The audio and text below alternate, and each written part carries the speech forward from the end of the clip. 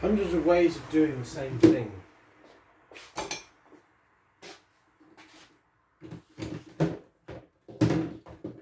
But when you do something, when you've done something for so long,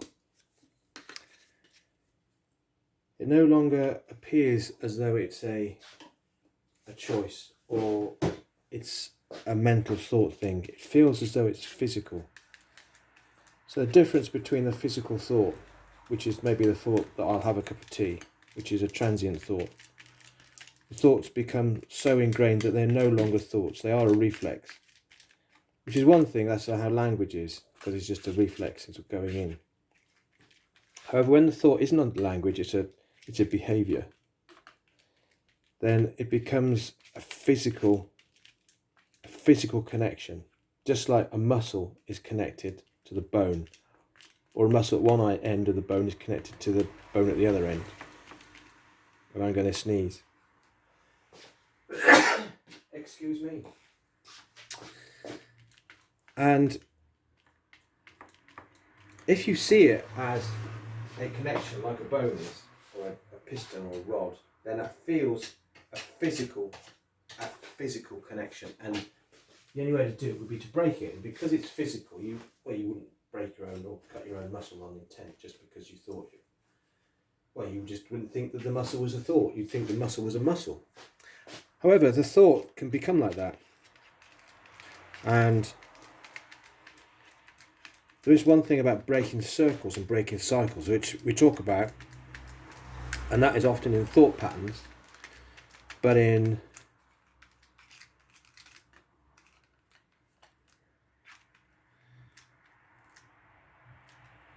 it's a thought that appears to be physical, whoops, a bit of orange in there, I didn't want that, then you actually have to break it. And it's against what you think, because you would say, well, hang on, that's a muscle, it's not a thought. It's not. It's a thought. Or a thought process. And that becomes so strong, you don't know the difference. It's easy to say, once you've seen it, it's easy to say, oh, that's what it was. But when you're in it, you can't tell the difference. You can't have a concept of that idea. You can't even have a concept of what I just said. And even if you did, it would be kind of vicarious, or it would be, well, it doesn't apply to me. Then the discrimination of understanding how it works. So because becoming one, you both separate the physical and the emotional, spiritual, or whatever. At the same time, you bring them both together, bring them all together in one, because they're disparate parts to start with, and you bring them back in a kind of harmony, I think. If I was to follow that through a lot of the philosophies that go around. That's a thought for a Thursday morning, or any morning. Whatever morning you're watching this, could be any day of the week. Doesn't make any difference.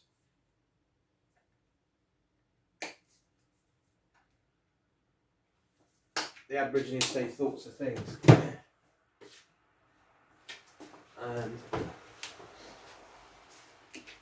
is when the thought, whoops, that's unfortunate, I just broke the lid of the white, and also splattered all over the floor. Clean that up in a minute. In fact, I'll clean that up and put it on the palette. Don't want to waste the paint. There it is, isn't it? Remember not to tread that everywhere, because that'd be quite annoying. There's the colours, and a little bit of red. Somewhere.